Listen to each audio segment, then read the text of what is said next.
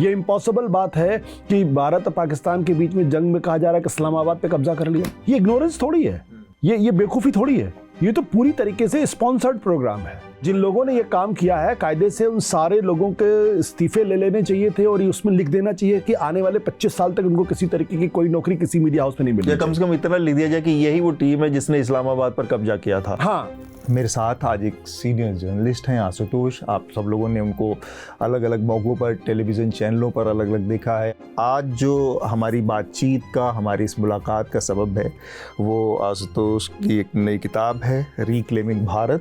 जब ये किताब आई तो मेरे एक मित्र ने मेरे किसी दूसरे मित्र को फ़ोन करके कहा, देखो हम तो पहले से कहते थे कि आशुतोष जी वो संघी हैं, तो उनको रीक्लेमिंग इंडिया चाहिए था। हाँ, ये हिंदू राष्ट्र क्या है, क्योंकि भारतीय जनता पार्टी नाम की कोई चीज़ नहीं है, सब आरएसएस है। मेरा मानना है कि अगर 2014 में मोदी की जगह कोई और भी प्राइम मिनिस्टर होता तो सत्ता का स्वरूप समाज में बदलाव 19-20 का फर्क होता, कोई बहुत ज़्यादा बदलाव में फर्क नहीं आता। अटल जी कभी सेकुलर नहीं थे, लाल कृष्ण आडवाणी कभी सेकुलर नहीं थे। 2002 का दंगा तो होने ही दिया, ग्राहम स्टेन्स को जिंदा जलाएगा, कोई प्यूनिटी एक्शन नहीं लिया गया, रादर उन सबको ग्लास ओवर कर दिया गया। अरे ये इलेक्शन कमीशन ऐसे क्यों बर्ताव कर रहा है, ये सुप्रीम कोर्ट ऐसे क्यों बर्ताव कर रहा है, मीडिया क्यों अचानक इतना बदल गया है? क्योंकि नेचर ऑफ द स्टेट बदल गया है। उत्तर प्रदेश में योगी आदित्यनाथ के साथ जो कोशिश थी कि उनको भी किसी तरह से रिप्लेस किया जाए, वो नहीं कर पाए। वो जो कल्ट को चुनौती है, वो कल्ट से पैदा हुए एक डर की वजह से ये सारा चीज़ दिख रही है। शाहजहां को ताजमहल से याद किया जाता है। बिल्कुल। तो नरेंद्र मोदी के अंदर भी ये ख्वाहिश है कि मेरी भी एक विरासत होनी चाहिए, उस विरासत को कौन आगे लेकर चल सकता है। और उनको लगता है कि अगर कहीं योगी आदित्यनाथ बन जाए या कहीं देवेंद्र फडणवीस बन जाए या वसुंधरा राजे सिंधिया बन जाए या फिर ये लोग बन जाए तो शायद मेरी विरासत को आगे लेके नहीं जा पाएंगे। नरेंद्र मोदी इस चुनाव में उस पॉइंट पर पहुंच चुके थे जहां पर ज़्यादातर बहुत ज़्यादा पावर एंटरटेन करने वाले, बहुत ज़्यादा पावर को भोगने वाले लोग पहुंच जाते हैं एक सीमा के बाद। और नरेंद्र मोदी का वो जो बयान है नॉन बायोलॉजिकल वाला, उसमें साफ साफ एकदम दिखता, वो रिफ्लेक्शन होता है कि वो कुछ चीज़ों को एकदम अलग नज़रिए से देख रहे हैं, अपनी जीत को, अपनी पोजीशन को। लेकिन जब वो ये कहते हैं कि मैं बायोलॉजिकल नहीं हूं तो ये उनकी हताशा का प्रमाण है। और ये मेरे ख्याल से इस चुनाव की सबसे बड़ी खबर थी कि प्रधानमंत्री जी, मैं तो कहता हूं हारते हारते बचे, या एक ह्यूमिलिएटिंग विक्ट्री। आप एक बड़े टेलीविज़न चैनलों में रहे, वहाँ पर आपने लीडरशिप पोजीशन पर चीज़ों को देखा है। क्या इतना आसान है संपादकों को, मालिकों को गला पकड़कर, उनका कॉलर पकड़कर कहलवा लेना? संपादक से जब मैं बात करता हूँ, बहुत सारे अपने मित्र हैं, किसी का नाम लेना ठीक नहीं है, उनका कोई कंट्रोल ही नहीं है एंकर के ऊपर। आज आप सरकार को कटघरे में नहीं खड़ा कर रहे, आप सरकार की दलाली कर रहे हैं।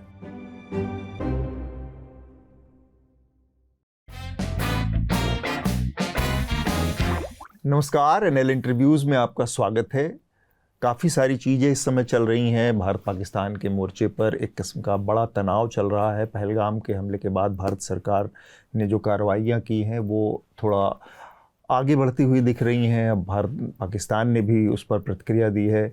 हम एक ऐसे समय में इस समय हैं जहाँ पर इस तनाव को कम करने की और जल्द से जल्द शांति की तरफ बढ़ने की उम्मीदें की जा रही हैं। और साथ में ये उम्मीद भी है कि जिन लोगों ने पहलगाम जैसी एक घटना को अंजाम दिया, उस पर भी और उसके ज़िम्मेदार लोगों को भी उनके अंजाम तक पहुंचाया जाए, उसकी सज़ा दी जा सके। ये सारी चीज़ों के बीच में मेरे साथ आज एक सीनियर जर्नलिस्ट हैं आशुतोष। आप सब लोगों ने उनको अलग अलग मौक़ों पर टेलीविज़न चैनलों पर अलग अलग देखा है। आजकल सत्य हिंदी के नाम से एक डिजिटल प्लेटफॉर्म है, उसके एडिटर हैं, हमारे साथ हैं। बहुत बहुत स्वागत आशुतोष जी।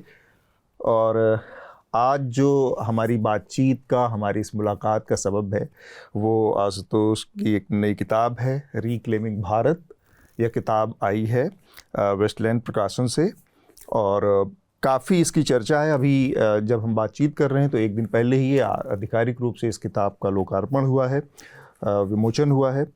और इस किताब के बारे में बहुत सारी बातें करने का जो एक हमारा मकसद है वो ये भी है क्योंकि न्यूज़ लॉन्ड्री के नज़रिए से आशुतोष की इस किताब का ज़्यादा थोड़ा सा महत्व हो जाता है। खुद भी पत्रकार रहे हैं और मीडिया के नज़रिए से इसमें काफ़ी कुछ चीज़ें हैं जिसको हम देखने की समझने की कोशिश करेंगे कि जो मीडिया का आज का दौर चल रहा है उसको कैसे आशुतोष देखते हैं और कैसे उन्होंने इस किताब में उसको शामिल किया है, वो एक बड़ा हिस्सा है। लेकिन सबसे पहले मैं जो बातचीत की शुरुआत में जो मेरा सवाल है आशुतोष साहब से, वो ये कि इस किताब का जो नाम है उससे मुझे एक चीज़ समझ में आई, रिक्लेमिंग भारत।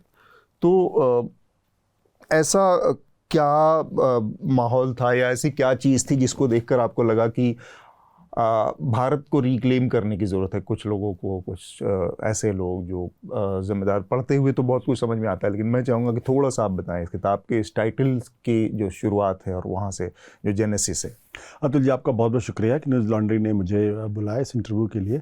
पहले तो बहुत लाइटर वेन में आपको एक बात बता दूं कि जब ये किताब आई तो मेरे एक मित्र ने मेरे किसी दूसरे मित्र को फ़ोन करके कहा, देखो हम तो पहले से कहते थे कि आशुतोष जी वो संघी हैं। तो उन्होंने जो संघी शब्द पकड़ा, वो जो भारत शब्द था वहाँ से उन्होंने समझ लिया। तो उनको रिक्लेमिंग इंडिया चाहिए था। हाँ, उनको लगता अगर मैं रिक्लेमिंग इंडिया करता तो शायद मैं संघी नहीं होता। और शायद मेरी कोशिश भी यही थी कि जिन लोगों ने भारत पे अपना कॉपीराइट कर रखा है कि भारत नाम उनका है, शायद मेरी टिप्पणी उनके ऊपर भी थी कि भारत हो या इंडिया हो, कॉपीराइट आपका नहीं है, कॉपीराइट इस देश के नागरिकों का है। और भारत की जो सामूहिकता है, जो विवेक है सामूहिक, उसका कॉपीराइट है। आप कॉपीराइट लेने की कोशिश मत करिए। जैसे वो हिंदू धर्म पे कॉपीराइट लेने की कोशिश कर, मैं हिंदुत्व शब्द का इस्तेमाल नहीं कर रहा, जैसे वो हिंदू धर्म पे कॉपीराइट लेने की बात करते हैं, भगवान राम पे कॉपीराइट लेने की बात करते हैं, कृष्ण पर कॉपीराइट लेने की बात करते हैं, भारत की जो पूरी परंपरा है उसको वो कॉपीराइट लेने की बात करते हैं, भगवा रंग के ऊपर क्रेडिट लेने की बात करते हैं। तो पूरी मेरी कोशिश ये थी, पहली बात ये है कि ये आपका कॉपीराइट नहीं है, इस मुगालते में आप मत रहिएगा, ये हमारा भी है और हम सब का है। तो ये आपका जो क्लेम है वो एक इलीगल क्लेम, एक अवैध क्लेम है। रिक्लेमिंग भारत के का नाम लेने के पहले काफ़ी हम लोगों ने इसके बारे में सोचा, और मुझे लगता है 4 चीज़ें हैं जिसको हमें एक्सप्लेन करनी चाहिए, और चारों एक दूसरे से compete कर रही हैं इस वक्त। मतलब जो रिक्लेमेशन प्रोजेक्ट है, जिसको आरएसएस बहुत बड़े पैमाने पर कहता है कि ये जो ज़मीन हिंदुओं ने खो दी पिछले 1200 सालों में, उसको रिक्लेम करने की ज़रूरत है, और उसको इंडस्ट्री के लेवल पर रिक्लेम करने की ज़रूरत है, उसको बहुत बड़े पैमाने पर रिक्लेम करने की ज़रूरत है, उसको कल्चर में भी रिक्लेम करने की ज़रूरत है, उसको हिस्ट्री में भी रिक्लेम करने की ज़रूरत है, उसको मानसिकता के स्तर पर भी रिक्लेम करने की ज़रूरत है, उसको सारे फॉर्म में रिक्लेम करने की ज़रूरत है। और ये सुनील आम्बेडकर जो उनके बड़े नेता हैं, उन्होंने अपनी किताब में लिखते भी हैं इस बात, मैंने अपनी इस किताब में जिक्र किया है। तो एक तो वो रिक्लेम कर रहे हैं। जब मैं 2024 को एनालाइज कर रहा था तो मुझे लगा कि 2 कंटेस्टिंग आइडियाज इस वक्त हैं। अभी तक 2014 के पहले आरएसएस की विचारधारा थी, हिंदुत्व थी, लेकिन वो कंटेस्टिंग आइडिया के तौर पर नहीं थी। तो 2024 का जो चुनाव था वो 2 कंटेस्टिंग आइडियाज के बीच में थी, और दोनों ही अपनी खोई हुई जमीन को रिक्लेम करना चाहते थे with in their own imagined world. तो संघ की कोशिश थी कि जो 1200 साल का इतिहास है उसको हमें रिक्लेम करना है, और उसको नए सिरे से हमको परिभाषित करना है, जो 2014 से आधिकारिक तौर पर सरकार के माध्यम से प्रोजेक्ट चल रहा है, और 1925 से जो विचारधारा के स्तर प्रोजेक्ट चला रहा है। दूसरा जो है, जिन्होंने देश को आज़ादी दिलाई, और आज़ादी दिलाने के बाद उन्होंने कंसेंसस, एक आम सहमति इस देश के अंदर पैदा की, जो संविधानवाद पर आधारित है, जो लोकतंत्रवाद पर आधारित है, जो धर्म और स्टेट के बीच का जो डिवीजन है उस पर आधारित है, जो इक्वालिटी पे आधारित है, लिबर्टी पे आधारित है। उस कंसेंसस को ख़त्म होते हुए 2014 के बाद से जो लोग देख रहे हैं, वो उस हिंदुस्तान को रिक्लेम करना चाहते हैं, उस भारत को रिक्लेम करना चाहते हैं, जो लगता है कि 2014 के बाद से है। इसके साथ साथ 2 और कंटेस्टिंग आइडियाज़ हैं। एक कंटेस्टिंग आइडिया वो है जो दलित पिछड़े हमारे समाज के हैं, जिनको संविधान ने बराबरी का दर्जा तो दिया राजनीतिक तौर पर, लेकिन जिनको सामाजिक दर्जा नहीं मिल पाया, अभी भी जिनको कमतर आंका जाता है और इंसान से कमतर देखा जाता है, वो लगातार अपने आप को असर्ट कर रहे हैं और लगातार अपनी ज़मीन को रिक्लेम करना चाहते हैं, जो ज़मीन बंधुत्व पे आधारित है, सिर्फ समानता नहीं, बंधुत्व पर आधारित है। और मंडल कमीशन के लगने के बाद से जो अपर कास्ट को लगता था कि उनकी ज़मीन खो गई है, और वो अब बीजेपी के माध्यम से अपने आप को देखते हैं कि हम उस जमीन को रिक्लेम कर सकते हैं, हमारा जो वर्चस्ववादी स्वरूप था उसको हम ले सकते हैं, तो वो भी उसको रिक्लेम करने की कोशिश की। इन चारों नैरेटिव्स का जिक्र इस किताब में है और उसके माध्यम से हमने 2024 के इलेक्शन को एनालाइज करने की कोशिश की है। ठीक बात है। तो एक चीज़ और इसी से जुड़ा कि पिछले 10-11 सालों का जो दौर रहा है उसमें नरेंद्र मोदी को केंद्रित रखते हुए बहुत सारी किताबें लिखी गई, और हालांकि ये किताब इलेक्शन जो 2024 का था उसके इर्द गिर्द ज़्यादा हमको विस्तार से चीज़ों की व्याख्या करती है, लेकिन इसके केंद्रीय उसमें सेंट्रल कैरेक्टर के तौर पर हम देखें तो नरेंद्र मोदी आते हैं, और उनका जो पूरा रवैया रहा है इलेक्शन को लेकर, उनकी जो गतिविधियां हैं उसको भी। अच्छा, मैं उन किताबों की बात नहीं कर रहा हूँ जैसे जो पिछले 10 सालों में जो प्रशंसा वाली छपी हैं, लेकिन फिर भी जैसे शशि थरूर ने भी पैराडॉक्सिकल प्राइम मिनिस्टर लिखी है, तो नरेंद्र मोदी के इर्द गिर्द एक और किताब की अवधारणा या आपने बहुत सोच समझ कर की, या फिर आपको लगा कि बात तो करनी है इलेक्शन की, बाकी जो चीज़ें उभर के आई हैं इलेक्शन के इर्द गिर्द या उनके, पर बिना उनकी बातचीत के, नहीं तो वो बाय डिफ़ॉल्ट उसमें शामिल हो रहे हैं? देखिए, बाकी लोगों ने नरेंद्र मोदी को केंद्र में रखकर देखने की कोशिश की है, और मुझे लगता है कि ये भारत के बदलते हुए समाज को, भारत की बदलती हुई राजनीति को और भारत की जो सरकार की व्यवस्था है उसको देखने का गलत तरीका है। सही तरीका ये है कि आप मोदी को आरएसएस की विचारधारा के प्रतीक पुरुष के तौर पर देखें। अगर आप उसको हिंदुत्व के आईने में देखने की कोशिश करेंगे कि अगर हिंदुत्व की फैक्ट्री से निकला हुआ आदमी ऐसा ही होगा, उसमें 19-20 का फर्क हो सकता है। जैसे कि आप अगर कम्युनिस्ट मूवमेंट में जाते हैं सोवियत यूनियन में, तो आपको एक तरफ स्टालिन दिखाई पड़ते हैं, दूसरी तरफ ट्रॉट्स्की दिखाई पड़ते हैं, बुखारिन दिखाई पड़ते हैं, सारे प्रोडक्ट तो उसी एक कम्युनिस्ट विचारधारा के थे। उनके अप्रोचेस में थोड़े बहुत फर्क हो सकते हैं, ऐसा नहीं था कि उनको पास सत्ता होती तो बिल्कुल अलग तरीके से करते। मेरी पूरी कोशिश ये थी, जो लोग, इसीलिए मैं मोदित्व शब्द से मैं अपने आप को अलग करता हूँ, मेरी कोशिश ये थी कि जो आरएसएस की विचारधारा है, हिंदुत्व की विचारधारा है, उसको केंद्र में रख के भारत के समाज को, भारत के इतिहास को, भारत की राजनीति को, 2014 के बाद से जो सरकारी तंत्र है उसमें जिस तरीके के बदलाव आ रहे हैं उसको देखने की जरूरत है। और जब तक हम उसको नहीं देखेंगे तब तक हम शायद जो असली तस्वीर है उसको कहीं मिस करते हुए हम दिखाई पड़ेंगे। वो संकट मुझे लगता है कि थोड़ा गहरा है, और मुझे इसी बात को लेकर हमारा जो बौद्धिक वर्ग है उस पर थोड़ी आपत्ति होती कि जब आप क्योंकि जब आप मोदी को देखते हैं तब कल्ट ऑफ पर्सनैलिटी में सारी चीज़ों को एनालाइज करने की कोशिश करते हैं, विचारधारा दोयम दर्जे की। मेरा मानना है कि अगर 2014 में मोदी की जगह कोई और भी प्राइम मिनिस्टर होता तो सत्ता का स्वरूप समाज में बदलाव 19-20 का फर्क होता, कोई बहुत ज़्यादा बदलाव में फर्क नहीं आता। और फिर बहुत सारे लोग पूछते हैं कि जब अटल बिहारी वाजपेयी की सरकार थी तब ये बदलाव क्यों नहीं आया। उसके दो बड़े कारण थे, एक तो अटल बिहारी वाजपेयी की सरकार के पास बहुमत नहीं था, उनके पास कोएलिशन गवर्नमेंट थी, और दूसरा अटल बिहारी वाजपेयी और लाल कृष्ण आडवाणी की जो टीम थी, 1998 आते आते बदलाव हो रहा था, लेकिन ऐसा बदलाव नहीं था जिसमें कि वो अपनी मनमर्जी करते। लेकिन अगर आप उसको भी अगर आप देखें तो 2002 का दंगा तो होने दिया, कोई प्यूनिटिव एक्शन नहीं हुआ। ग्राहम स्टेन्स को जिंदा जलाएगा, कोई प्यूनिटिव एक्शन नहीं लिया गया, रादर उन सबको ग्लास ओवर कर दिया गया। तो वो चीजें तो थीं, लेकिन बहुत ज्यादा प्रमुखता से नहीं आ पाई क्योंकि उनके पास सत्ता अपने बल पे नहीं। अब चूंकि सत्ता अपने बल पे आ गई है, इसलिए उसको अलग तरीके से करते से हमारे सामने दिखाई पड़ता और हम शॉक में आ जाते, अरे ये क्या हो रहा, अरे ये क्या हो रहा। अटल जी तो सेकुलर थे, अटल जी कभी सेकुलर नहीं थे। लाल कृष्ण आडवाणी कभी सेकुलर नहीं थे। जो उनको सेकुलरिज्म का तमगा देते हैं, दरअसल वो ठीक से चीज़ों को देख ही नहीं पाते, वो देख ही नहीं पा रहे हैं कि जो चीज़ पंडित जवाहरलाल नेहरू ने 1951 के चुनाव में जो पहली बार देखी थी, वो दृष्टि भारत के तमाम दूसरे बड़े राजनीतिज्ञ और बौद्धिक वर्ग उसको नहीं देख पा रहा था। उस वक्त भी पंडित जवाहरलाल नेहरू ने दरअसल 1951 के चुनाव को हिंदुत्व पे और और जो सांप्रदायिकता है उस पर एक तरीके से रेफरेंडम कर दिया था। और आपको याद होगा पंडित जवाहरलाल नेहरू के चुनाव को चुनौती देने के लिए एक साधु को उनका कैंडिडेट फूलपुर से बनाया गया था, और वो उस वक्त भी कह रहे थे कि माइनॉरिटी कम्युनलिज्म खतरनाक है, लेकिन मेजॉरिटी कम्युनलिज्म जिस दिन होगा उस दिन बहुत बड़ा खतरा इस देश के ऊपर होगा। तो इसीलिए जो बाबा साहब अम्बेडकर थे वो बार बार ये कहते थे कि हिंदू हिंदू राष्ट्र जो है ये एक बहुत बड़ी आपदा है, कैटास्ट्रोफ, और इसको हर हालत में रोकना चाहिए क्योंकि ये लोकतंत्र के खिलाफ है। तो उन लोगों की दृष्टि बहुत बेहतर थी, वो अलग तरीके से देखते। हमारे बाद के नेताओं ने उसको उस दृष्टि से नहीं देखा और उसको अंडर द कारपेट डाल दिया उसको। इसलिए जब 2014 में बदलाव होता है तो हम सब लोग चौंक, अरे ये क्या हो रहा है।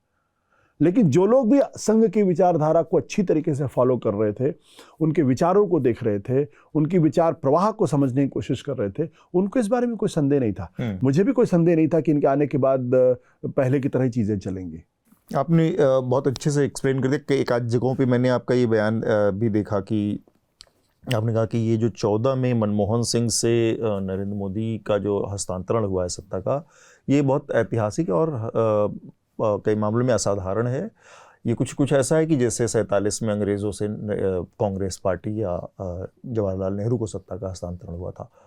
तो उस कॉन्टेक्स्ट में आपने ये कुछ चीज़ें कही। फिर भी जो कल्ट की बात आपने कही है उसको थोड़ा सा मैं समझना चाह रहा हूँ कि ये, क्योंकि इस चुनाव में वो जो कल्ट मोदी बना था उससे केवल बाहर के लोगों की तकलीफ तो जो थी विपक्ष को वो तो थी, उनके अंदर बहुत सारे रिफ्ट, बहुत सारे शायद कन्फ्यूजन पैदा हुए थे, और जिसको आरएसएस से लड़ाई के तौर पर देखा जाता है, इंटरनल फाइट के तौर पर, जिससे पार्टी के अंदर कोई बहुत मुखर आप गुट ना कहें तो भी उत्तर प्रदेश का एक निकल कर आया जो योगी आदित्यनाथ के नेतृत्व में एक हिस्सा था जिसने अंदर जिसको असहिष्णुता थी।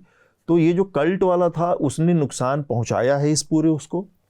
आपके सवाल का जवाब देने के पहले जो आपने 2014 में जो सत्ता के हस्तांतरण की बात की है, बिल्कुल, उसको मैं अगर एक्सप्लेन कर दूंगा तो मेरी किताब समझने में भी लोगों को मजा आएगा, और क्योंकि इसके पहले की जो किताब थी हिंदू राष्ट्र, इन दोनों में जो मेरी सोच थी,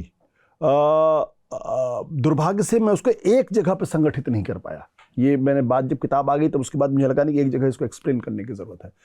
मैं 2014 के बाद से लगातार ये कहता रहा हूं कि दरअसल हिंदू जो भारत है, देश हमारा जो देश है जी, वो एक विचारधारात्मक सत्ता की आहट को सुन रहा है और उसको अपने बीच में आते हुए देख रहा है। उसको मैं अंग्रेजी में कहता हूं मार्च ऑफ द आइडियोलॉजिकल स्टेट। जब मैं मार्च ऑफ द आइडियोलॉजिकल स्टेट कहता हूं तो वो अपने आप से 2014 की पहले की परिस्थितियों और बाद की परिस्थितियों को बिल्कुल एक अलग कर देता है, दोनों को अलग कर देता है। इसके 5 एलिमेंट्स मेरे में है कि मैं क्यों इस बात को कहता हूं। एक तो उनकी जो विचारधारा है हिंदुत्व, वो उनका गाइडिंग फोर्स है, जो मैंने कहा, और उस गाइडिंग फोर्स की वजह से वो इतिहास की भी व्याख्या करते हैं, राजनीति की भी व्याख्या करते हैं, समाज की व्याख्या करते हैं, भविष्य की व्याख्या करते हैं, वर्तमान की व्याख्या करते हैं, सब चीज़ की व्याख्या करते हैं। और विचारधारा की सबसे बड़ी खूबसूरती यही होती है। आप कम्युनिस्ट आइडियोलॉजी को भी ले लेंगे, वो आपको एस्थेटिक्स से लेकर सब चीज़ की अपने कॉन्टेक्स्ट में एक्सप्लेन कर देगा। आप पॉलिटिकल इस्लाम को ले लेंगे, वो भी अपने कॉन्टेक्स्ट में चीज़ों को एक्सप्लेन कर, वो जब वुमेन राइट्स की बात आएगी तो भी वहाँ से एक्सप्लेन हो जाता है, और सेम चीज़ यहाँ पे आती। जब आप अल्ट्रा नेशनलिज्म हिटलर मुसोलिनी के लेते तो भी आप उसको एक्सप्लेन कर। तो एक हिंदुत्व की विचारधारा जो है वो 2014 में अपने आप को पूरी तरीके से उसने अनलीश करना शुरू किया। पहले भी थी लेकिन डॉर्मेंट, अब सत्ता उसके पास थी। तो 5 चीजें हुई। पहली चीज ये हुई, जो मेरा कहना है कि 2014 में जो सत्ता का हस्तांतरण मनमोहन सिंह से नरेंद्र मोदी की तरफ हुआ, वो सामान्य सत्ता का हस्तांतरण नहीं था जैसे कि नरसिम्हा राव से एच डी देवेगौड़ा का था, या अटल बिहारी या विश्वनाथ प्रताप, राजीव गांधी से विश्वनाथ प्रताप के बीच में था, या इंदिरा गांधी से मोरारजी देसाई की सत्ता का हस्तांतरण था। वो एक, उसमें एक आम सहमति थी, कुछ बिंदुओं को लेकर, मोटे मोटे बिंदुओं को लेकर एक आम सहमति जिस पर सब सहमत थे।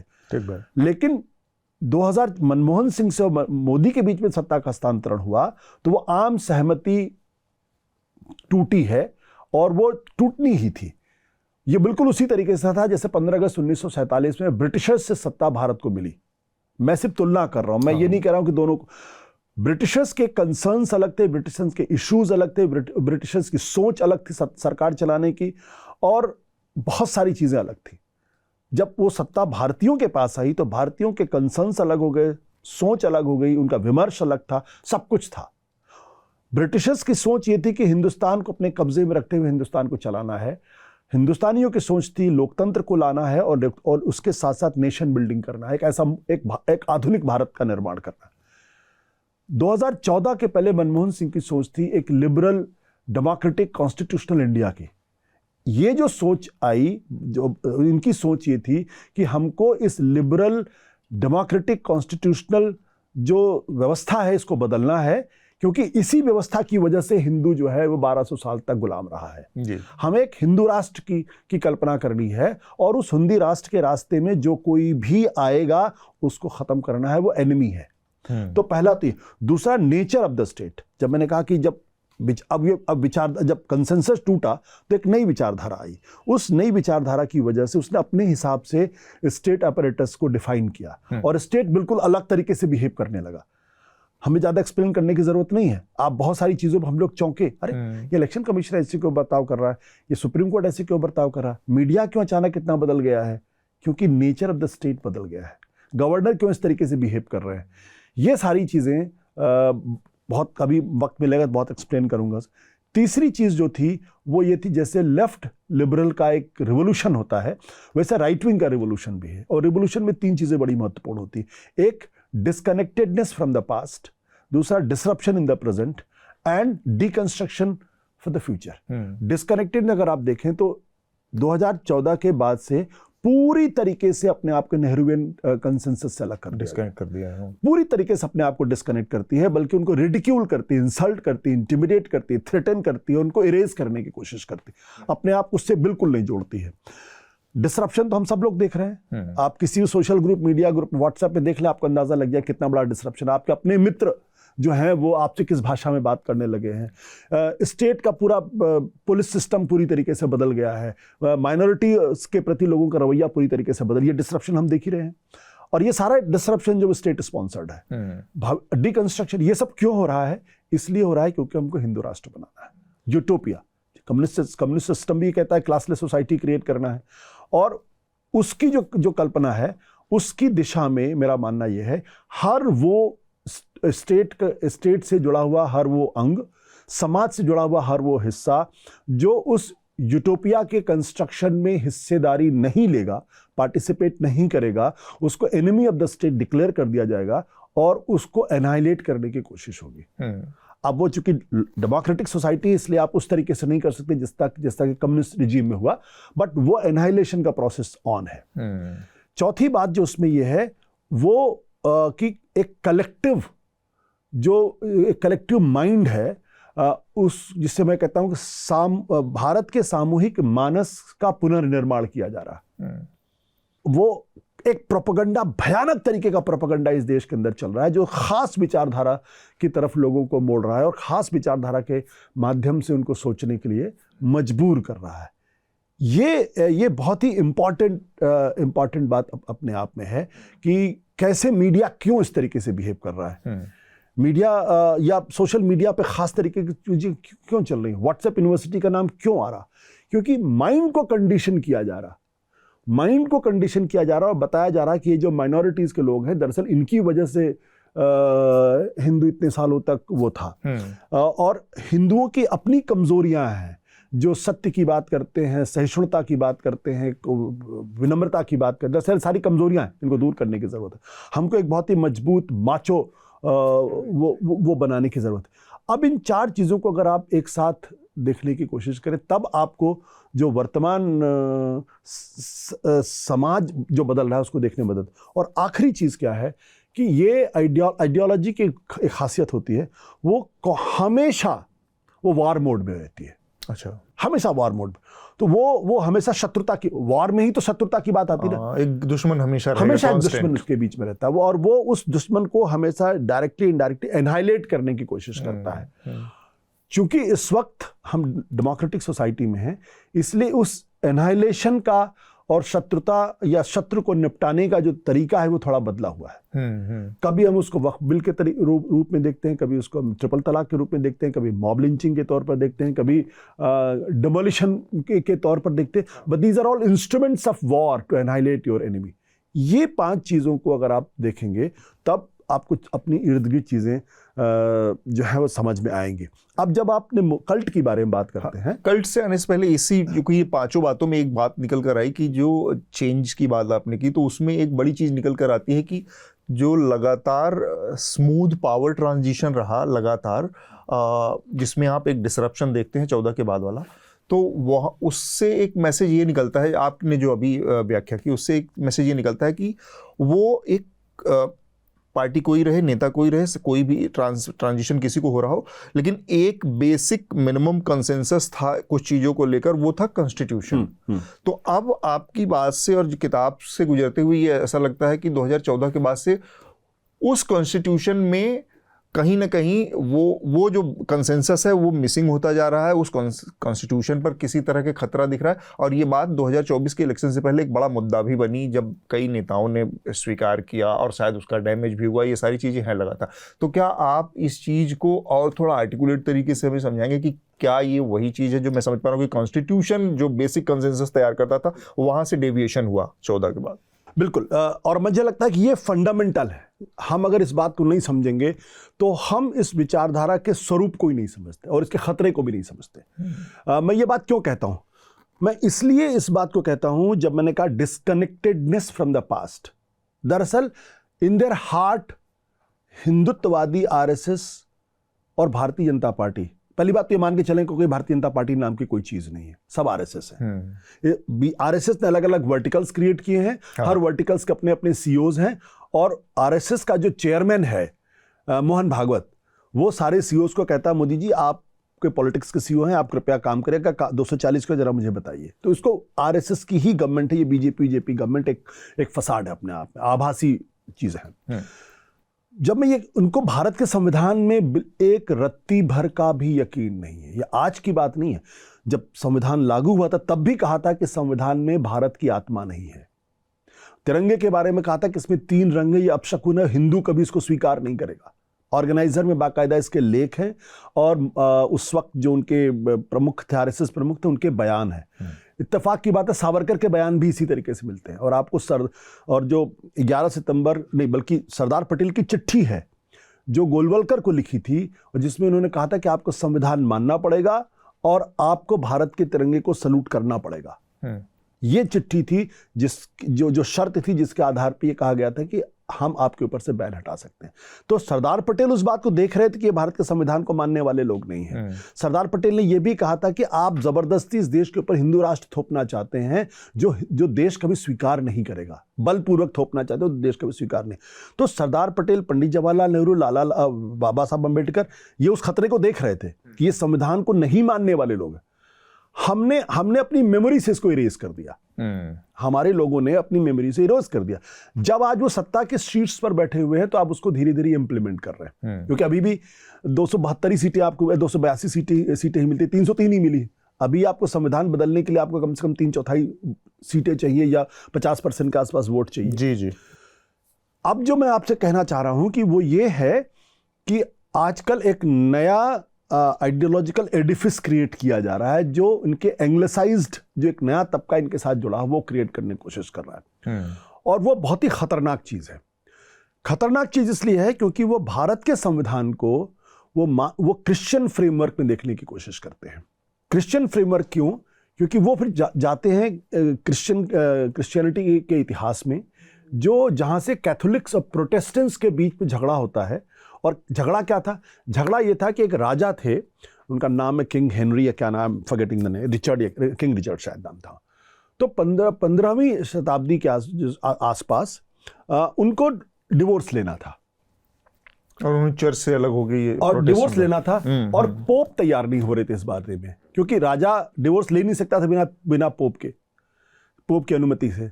तो उस वक्त चर्च और स्टेट एक था।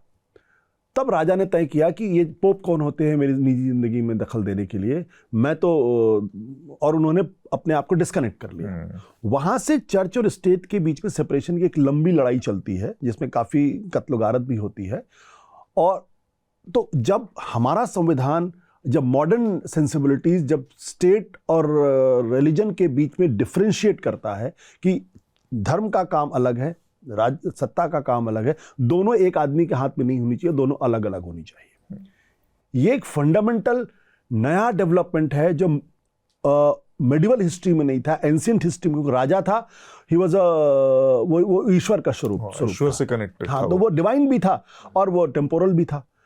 ये मॉडर्न सेंसिबिलिटीज थी कि जिसने कहा कि नहीं, राजा तो टेम्पोरल हेड है पोप अगर आप डिवाइन हेड होना चाहते तो रहिए, बट पोप राजा के काम में दखल नहीं दे सकता, और राजा उनके काम में दखल, इससे सेपरेशन हो गया। अब जो थियरी आ रही है उसके हिसाब से कहा जा रहा है कि चूंकि हमारे संविधान में separation of church and state है, तो भारत का जो संविधान है वो क्रिश्चियन फ्रेमवर्क में लिखा गया है, और चूंकि क्रिश्चियन फ्रेमवर्क में लिखा गया है, इसलिए इस माइंड को डीकॉलोनाइज करने की जरूरत है। आपको ध्यान होगा 4-5 दिन पहले मोहन भागवत ने डीकॉलोनाइजेशन शब्द का इस्तेमाल किया था। किससे डीकॉलोनाइज करने की जरूरत है? क्या महात्मा गांधी कॉलोनियल माइंडसेट से काम कर रहे थे? क्या पंडित जवाहरलाल नेहरू कॉलोनियल माइंडसेट से काम कर रहे थे? क्या उनको उनके थॉट प्रोसेस को डीकॉलोनाइज्ड करने की जरूरत है? अब आप सोचिए कितना डीप रूटेड जो वैचारिक हमला है वो हो रहा है। यानी आपकी पूरी आजादी की लड़ाई को डीकॉलोनाइज करने की जरूरत, क्योंकि जो लोग लड़ रहे थे वो कॉलोनियल माइंडसेट से प्रभावित होकर जो वैसा वो सोचते थे उसी हिसाब से कर रहे थे, और उनके जो कंसर्न्स थे, उनके जो कॉन्सेप्ट्स थे, उनके जो आइडियाज थे, उनकी जो विचारधारा थी, दरअसल उसी को असिमुलेट करते हुए हमने भारत का संविधान बनाया है। तो ये आर्गुमेंट बिल्ड किया जा रहा है। और इसलिए दूसरा, अगर आप दीनदयाल उपाध्याय को पढ़ें, जो 1985 में बीजेपी ने जब गांधीयन सोशलिज्म को किनारे कर दिया और इंटीग्रल ह्यूमनिज्म को अडॉप्ट किया एज एन ऑफिशियल डॉक्यूमेंट जो उनकी विचारधारा को करता है, दीनदयाल उपाध्याय का कहना है कि भारत का जो संविधान है वो भारत की एकता और अखंडता के लिए खतरा है। ये लिखा हुआ, ये मेरे शब्द नहीं है। और क्यों? क्योंकि ये फेडरलिज्म पे डिपेंडेंट है। ये जो इस देश के अंदर, जैसे वो एक जगह लिखते हैं कि ये तमिल माता, बंगाल माता और महाराष्ट्र माता, तो भारत माता कहां चली गई इसमें? महत्वपूर्ण तो भारत माता होनी चाहिए, लेकिन महत्वपूर्ण तो ये अलग अलग आइडेंटिटीज हो रही हैं।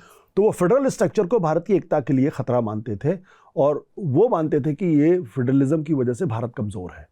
फिर वो धर्मराज्य की बात करते हैं, वो और उसमें कहते हैं कि अगर धर्म किसी एक व्यक्ति के साथ भी है तो वो संसद के ऊपर, मेजॉरिटी के ऊपर उसकी वो होनी चाहिए, प्रमुखता होनी चाहिए, प्राथमिकता उस एक व्यक्ति को मिलनी चाहिए।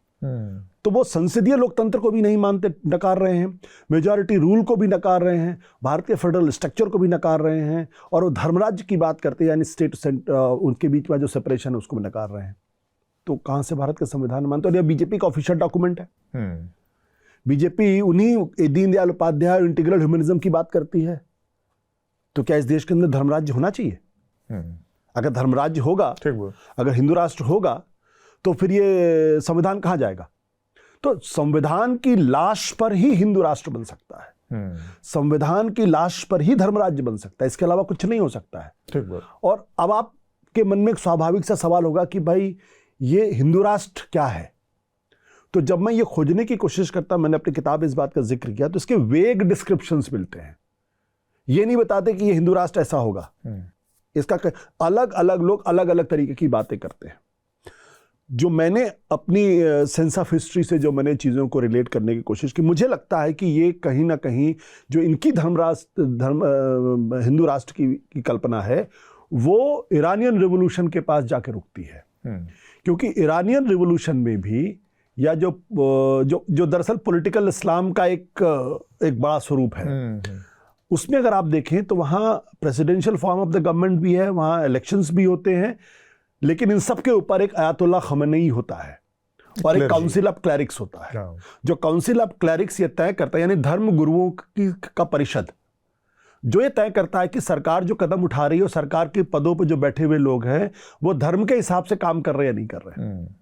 तो मुझे लगता है कि इनकी जो हिंदू राष्ट्र की परिकल्पना है, या जिस संविधान की एक नए संविधान की कल्पना कर रहे हैं, जिसको ये भारत की आत्मा से जोड़ने की बात करते हैं, वो कहीं ना कहीं ईरानियन रिवोल्यूशन से जाके जुड़ता है।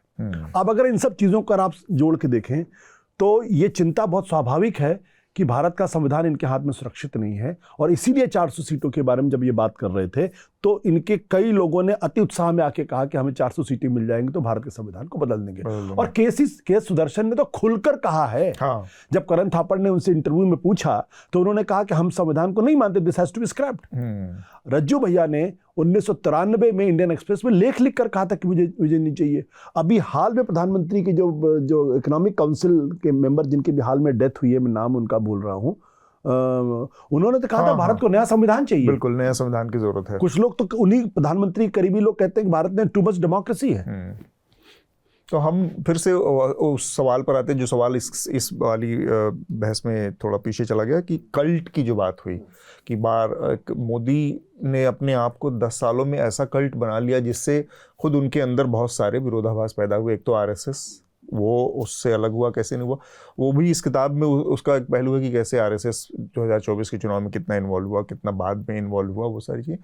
प्लस उत्तर प्रदेश को खासकर अगर देखा जाए तो उत्तर प्रदेश से अभी तक जो तमाम चुनौतियां जो नरेंद्र मोदी के सामने अंदर से आई हैं उसमें बहुत लिमिटेड चुनौतियां, जैसे बहुत आसानी से उन्होंने 4 बार के मुख्यमंत्री, 3 बार चुनाव जीतने वाले मुख्यमंत्री शिवराज सिंह चौहान को किनारे लगा दिया, या उन्होंने जो वसुंधरा राजे सिंधिया को बहुत आसानी से हंसी पर कर दिया। लालकृष्ण आडवाणी की कहानी बहुत पुरानी है, उस पर हम नहीं जाते हैं। उतनी आसानी एक बहुत विजिबल कोशिश करने के बावजूद जो दिखती है कि हमें कि उस तरफ बढ़ रही थी। उत्तर प्रदेश में योगी आदित्यनाथ के साथ जो कोशिश थी कि उनको भी किसी तरह से रिप्लेस किया जाए, वो नहीं कर पाए। और उसके बाद जो चुनाव हुए, चुनाव में सबसे बड़ी जो मुंह की खानी पड़ी है वो उत्तर प्रदेश में और महाराष्ट्र में हुई लोकसभा चुनाव के। तो वो जो कल्ट को चुनौती है, वो कल्ट से पैदा हुए डर के वजह से ये सारा चीज़ दिख रही है। क्योंकि हम देखते हैं कि एक बहुत वेग तरीके से योगी आदित्यनाथ और संघ के बीच में एक कनेक्शन भी दिखता है। क्योंकि नतीजों के बाद सबसे पहले मोहन भागवत जिससे मिलने पहुंचे थे उसमें वो योगी आदित्यनाथ और गोरखनाथ मठ पहुंचे थे। तो इसको थोड़ा सा अगर आप उस समय उसमें दिखाएं। अभी भी मैं इसको कल्ट को थोड़ा सा किनारे रख देता हूँ। देखिए, विचारधारा क्या है? विचारधारा लोगों का एक समूह। विचारधारा कोई स्थूल चीज नहीं है कि आप कहें ये देखिए ये पत्थर का टुकड़ा है, ये विचारधारा, ऐसा तो नहीं। वो तो लोगों का एक समूह है, वो एक खास तरीके से सोचते हैं। तो जब लोगों का समूह है तो हर विचारधारा में लोगों के बीच में अपनी विचारधारा के अंदर ही अंतर विरोध होते हैं और अंतरधाराएं होती हैं। ठीक बात है। वो लेफ्ट मूवमेंट में भी था। आप देखिए कि हिंदुस्तान के अंदर सीपीआई, सीपीएम, सीपीआई-एमएल और न जाने कितनी धाराएं निकल गई। सब अपने आप को वामपंथी कहते हैं, सब अपने आप को लेनिनिस्ट कहते हैं। ग्लोबल लेवल अगर आप देखें तो चाइना और सोवियत यूनियन के बीच का डिफरेंस, माओ और लेनिन और स्टालिन के बीच का डिफरेंस तो साफ हमारे देश में सोशलिस्ट मूवमेंट में इतने सारे, बिल्कुल इतनी सारी पार्टियां बनी, अगर आप पहचान। कांग्रेस के अंदर आप देख लीजिए कितनी बार कांग्रेस टूटी, कितनी बार नहीं टूटी। तो वो विचारधारा के अंदर जो इंटरनल कॉन्ट्रडिक्शंस हैं जो और हर विचारधारा के अंदर होता है, वो कॉन्ट्रडिक्शन उनके जो फंडामेंटल्स हैं, उसके जो तत्व ज्ञान है, उसको कैसे आगे लेके चलना है और उसका इंटरप्रिटेशन हमारा क्या होगा। डिफरेंसेस इसी पर आते हैं। हिंदुत्व पर से पे कोई प्रॉब्लम नहीं है, हिंदुत्व को कैसे आगे लेके चलना है, हिंदुत्व में से ये चीज असली हिंदुत्व और इसको लागू करना है। सारी लड़ाई इसी बात को लेकर होती है। तो जो अभी का जो झगड़ा चल रहा और उसके अंदर जो है वो सत्ता का संघर्ष भी होता है। देखिए, जो स्टालिन और ट्रॉट्स्की के बीच में जो झगड़ा था वो विचारधारात्मक तो था, लेकिन सत्ता का संघर्ष भी था। हाँ, कि सत्ता का संघर्ष भी था। तो हम ये क्यों मान के चले कि हिंदुत्व के अंदर सत्ता का संघर्ष नहीं होगा? हम ये क्यों मान के चले कि हिंदुत्व के अंदर विचारधाराओं के अंतरधाराएं नहीं होंगी और उनके बीच में टकराव नहीं होगा? तो ये टकराव उसका हिस्सा है। अब अगर हम इसको विचारधारा के पैमाने से अलग करके देखें और प्योर पॉलिटिक्स पे आए, प्योर पॉलिटिक्स ये कहती है कि नरेंद्र मोदी के अंदर एक बिल्कुल अलग चीज है जो हमारे देश के दूसरे नेताओं में शायद नहीं थी। उनके अंदर सेंस ऑफ हिस्ट्री बहुत ज्यादा है कि मेरी लेगेसी, मेरी विरासत क्या होगा, लोग मुझे कैसे याद रखें। जो शाहजहां के बारे में कहा जाता था ना कि शाहजहां मुगलों के बादशाहों को यह था कि हम बड़ी मंदिर बना दे, बड़ा मस्जिद बना दे, बड़े मॉन्यूमेंट्स बना दे, तो हिस्ट्री जैसे आप शाहजहां को ताजमहल से याद किया जाता है। बिल्कुल। तो नरेंद्र मोदी के अंदर भी ये ख्वाहिश है कि मेरी भी एक विरासत होनी चाहिए। उस विरासत को कौन आगे लेकर चल सकता है और कौन मुझे चुनौती देता हुआ दिखाई पड़ता है, उनको लगता है कि वसुंधरा राजे सिंधिया उनको चुनौती देते हुए दिखाई पड़ती हैं, शिवराज सिंह चौहान उनको चुनौती देते हुए दिखाई पड़ते हैं, उसके कर्नाटक के अंदर येदियुरप्पा उनको चुनौती देते हुए दिखाई पड़ते हैं, क्योंकि ये वो लोग हैं जो स्वाभाविक तौर पर उनके सामने सरेंडर नहीं करते, कभी उनके समकक्ष थे और आज नरेंद्र मोदी चूंकि आगे निकल गए लेकिन फिर भी वो बराबर के लोग हैं। तो वो उनको और मोदी जी को जरूर ये लगता होगा कि कभी अगर मैं कमजोर पड़ा तो शायद ये लोग मुझे सहारा भी न दे। हाँ, सहारा भी न दे। तो लॉजिक ऑफ पावर का लॉजिक है। पावर के शीर्ष पर बैठा हुआ आदमी हमेशा अपने आप को असुरक्षित महसूस करता है। इसीलिए अगर आप मुगल सल्तनत के अंदर देखें या दुनिया की सल्तनत में देखें, जहां भाई भाई का कत्ल कर देते हैं, बाप अपने बेटे से इनसिक्योर फील करता है, वो सेंस ऑफ इनसिक्योरिटी इनहेरेंट है, वो स्वाभाविक है, ये उसका परिलक्षण है। दूसरा, उनको लगता है कि मेरे बात की लेगेसी, मेरी विरासत को आगे कौन बढ़ा सकता है। फिर उनकी नज़र जाती है अमित शाह, जो उनके सबसे करीबी हैं, और उनको लगता है कि अगर कहीं योगी आदित्यनाथ बन जाए या कहीं देवेंद्र फडणवीस बन जाए या वसुंधरा राजे सिंधिया बन जाए या फिर ये लोग बन जाए तो शायद मेरी विरासत को आगे लेके नहीं जा पाएंगे। ये झगड़ा वहाँ पे है। बट मैं इसमें कोई बहुत हैरान नहीं होता हूँ, क्योंकि मैं उसको विचारधारा की दृष्टि से भी देखता हूँ और प्योर पॉलिटिक्स की दृष्टि से भी। और ये अंदरूनी लड़ाई हो सकता है, किसी एक मुद्दे पर ये सब सहमत भी हो जाए। अब सहमत हो जाए, कोई सहमति एक चीज पे तो सहमति है ना, में। एक चीज पे तो सहमति कि हिंदुत्व को लेके चलना है। हाँ। इस बात पे सहमति कि हिंदुत्व के जितने दुश्मन हैं उनको मिटाना है। ठीक, वो सहमति तो है, उस पर कोई प्रॉब्लम नहीं। तो हम एक बार फिर से किताब के ऊपर आते हैं, और जो इसमें एक महत्वपूर्ण चीज़ थी, इस किताब का जो सेंट्रल कैरेक्टर है वो जो 2024 का जो चुनाव है उसके इर्द लेवल प्लेइंग फील्ड, उसमें एक बड़ी चीज़ थी। आपने पूरा एक चैप्टर उस पर लिखा है, और लेवल प्लेइंग फील्ड कई रूपों में हम देखते हैं कि वहाँ पर बहुत बुरी तरह से प्रभावित हुआ, चाहे वो विपक्षी पार्टियों का अकाउंट फ्रीज करने की बात रही हो, चाहे वो विपक्षी नेताओं को जेल में डाला गया हो, चाहे फिर वो इलेक्शन कमीशन का अपना रवैया हो। मसलन एक उम्मीदवार अपना पर्चा बनारस में दाखिल नहीं कर पाया, नरेंद्र मोदी के खिलाफ वो चुनाव लड़ना चाहता था। मैं श्याम रंगीला की बात कर रहा हूँ। लेवल प्लेइंग फील्ड बुरी तरह से प्रभावित हो गई, और ये चीज़ की जो जिम्मेदारी थी चुनाव आयोग के ऊपर बहुत सारे सवाल उठे। तो ये चुनाव इस मामले में भी एक असाधारण और ऐतिहासिक चुनाव माना जाएगा कि हिंदुस्तान के, आज़ाद हिंदुस्तान के इतिहास में शायद इमरजेंसी के बाद का चुनाव ऐसा रहा हो जिसमें कुछ चीज़ें किसी के पक्ष में या उसके रही हों। लेकिन इस चुनाव में, मतलब हमारी जो जानकारी पिछले 6 लोकसभा चुनावों के है, ऐसा एक तरफा और एक सत्ताधारी दल को जिसमें पूरी तरह से सारी चीज़ें उसके हाथ में हो, सारी नकेल, सारी कमान उसके हाथ में हो, ऐसा चुनाव पहली बार दिखा। तो इस नज़रिए से थोड़ा सा अगर आप हमको समझा पाएँ कि ये चुनाव तमाम लेवल प्लेइंग फील्ड सब कुछ के नदारद रहने के बाद ये नतीजे जो आए कितने महत्वपूर्ण हैं, कितने बड़े हैं।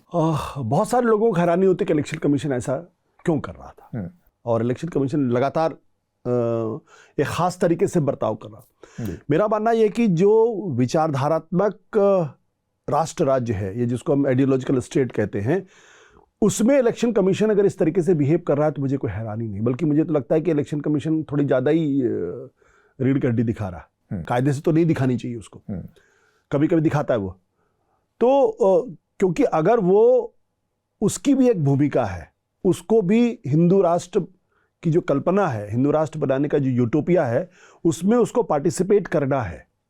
अगर वो पार्टिसिपेट करने में हिचकता हुआ दिखाई पड़ेगा तो वो उस पद पे रहेगा ही नहीं। और वो इसलिए जो इलेक्शन कमीशन की जो भूमिका मैं देखता हूं, मैं उसको बहुत स्पष्ट तौर पे देखता हूं कि इलेक्शन कमीशन वहां पे कोई भी होता वो उसी तरीके से बिहेव करता। वो हिंदुत्ववादियों से जुड़े हुए लोगों की सारी कमियों को नजरअंदाज करता।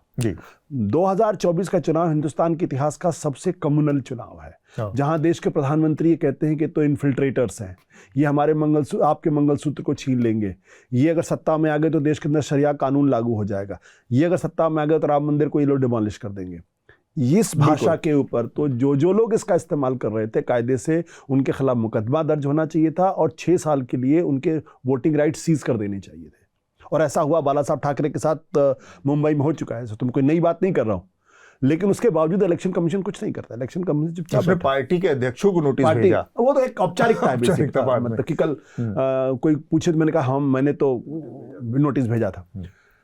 जब इतना ब्रेजन तरीके से हो रहा था तो इलेक्शन कमीशन चुप था। उसकी कोशिश ये थी कि विपक्ष पर हमला करते रहे, विपक्ष, और जिस तरीके की चिट्ठियां इलेक्शन कमीशन के यहाँ से निकली, उनके प्रेस कॉन्फ्रेंस में जिस तरीके के तंज उन्होंने कसे हैं, वो लगता ही नहीं है कि दरअसल वो इलेक्शन कमीशन कोई स्वतंत्र संस्था है, बल्कि ये लगता है कि भारतीय जनता पार्टी का कोई एक आनुषंगिक संगठन है।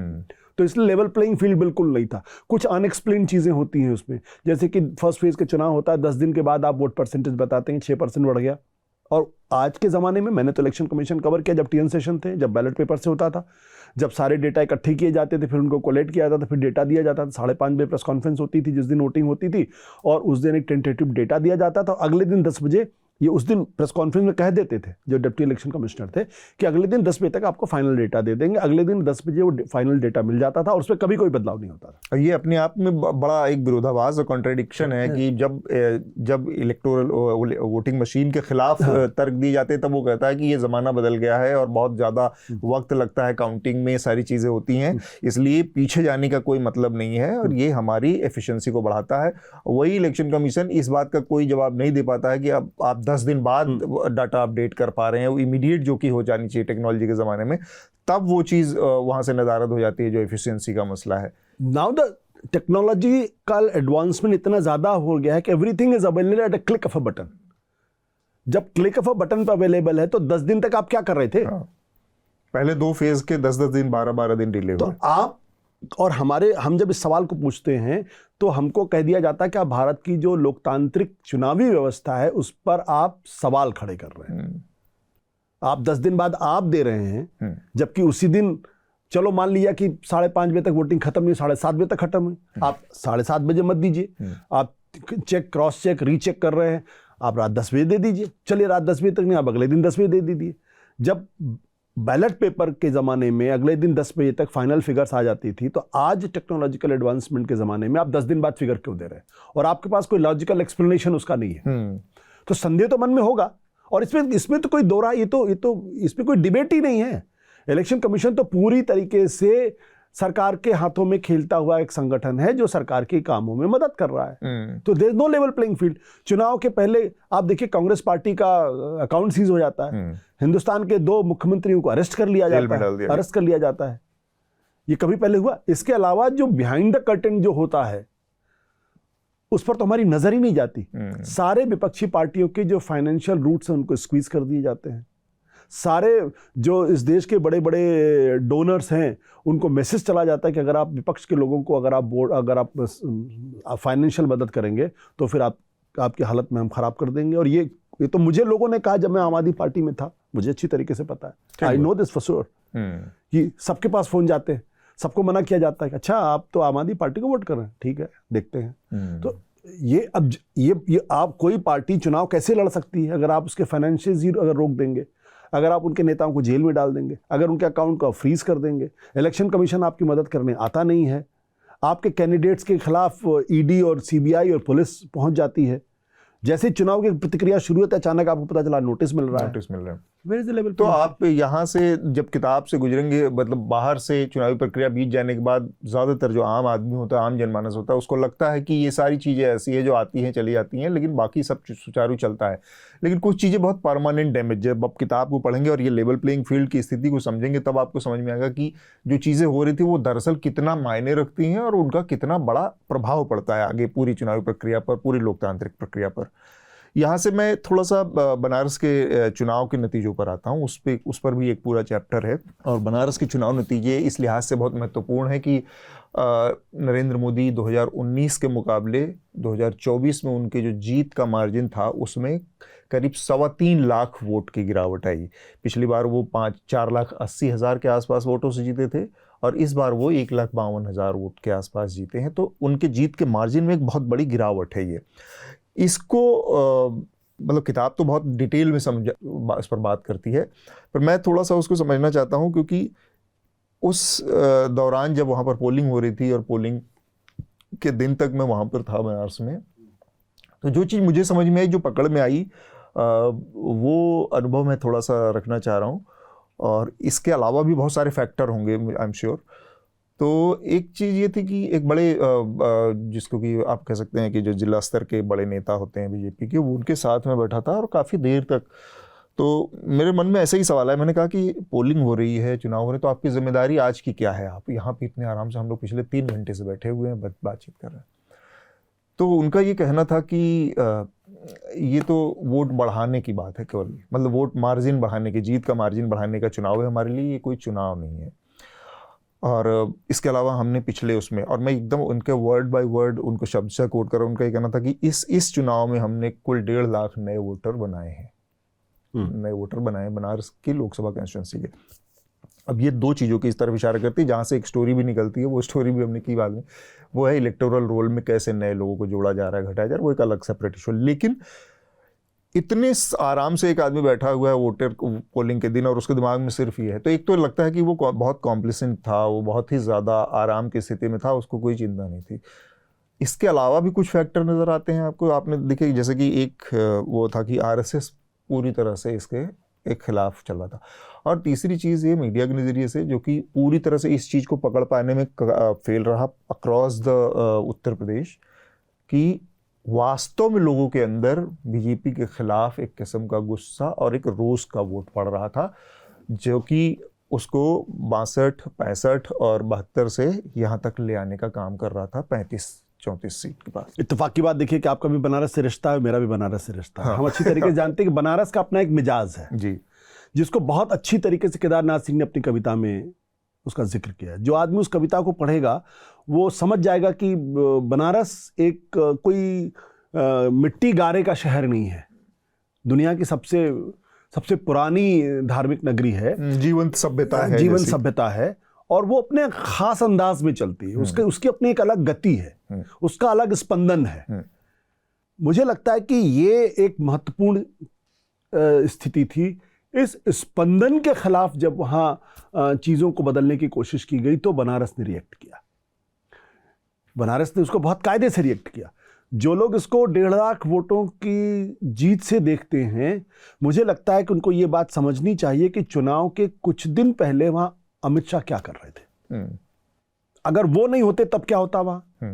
अगर वहाँ जो अलग से कैबिनेट मिनिस्टर्स बैठे हुए थे वो अगर वो नहीं होते तो क्या होता? भाई प्रधानमंत्री जी के बारे में कहा जाता है 10 लाख वोट से जीत रहे हैं, उनका वोट मार्जिन बढ़ाने के लिए हम बैठे हुए हैं। तो अंतिम दिनों में देश के सबसे पावरफुल के बाद के नंबर 2 के आदमी जो वहीं पर वो वहाँ क्या कर रहे थे, क्यों कर रहे थे? तो क्या इसलिए क्योंकि उनको इस बात का एहसास था कि अगर वो नहीं बैठेंगे तो नरेंद्र मोदी यहाँ से चुनाव हार जाएंगे? 75,000 वोट अगर इधर से उधर चले गए तो खेल हो जाता। 1.5 लाख की बात हो, 75,000 वोट तो इधर से उधर खिसकना हो जाता खेल। इस बात को मैंने अपनी इस किताब में कोट किया है। एक बहुत बड़े जर्नलिस्ट है आनंद शाह है, उन्होंने रिजल्ट आने के 4-5 दिन पहले इस ओर इशारा किया था कि बनारस में कुछ हो रहा है, कुछ गड़बड़ हो रहा है।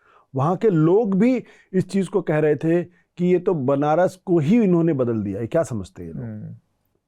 तो बनारस बहुत ही अक्खड़ शहर है, बहुत ही अलग तरीके, वो अलग दुनिया में ही रहता है, वो अलग दुनिया में चलता है, उसका एक अलग मिजाज। जैसा मैंने कहा, जब इनको ये लगा कि हम वहाँ सड़कें चौड़ी कर देंगे, सौंदर्यीकरण कर देंगे और बनारस के लोग खुश हो जाएंगे, ऐसा नहीं है। हर शहर की एक आत्मा होती है और लोगों को लगा कि उस आत्मा के साथ खिलवाड़ किया गया, इसलिए एक बड़े तबके ने रिएक्ट किया। और ये मेरे ख्याल से इस चुनाव की सबसे बड़ी खबर थी कि प्रधानमंत्री जी, मैं तो कहता हूं हारते हारते बचे, या एक ह्यूमिलिएटिंग विक्ट्री कि जिस आदमी के बारे में ये कहा जाए वो तो इनविंसिबल है।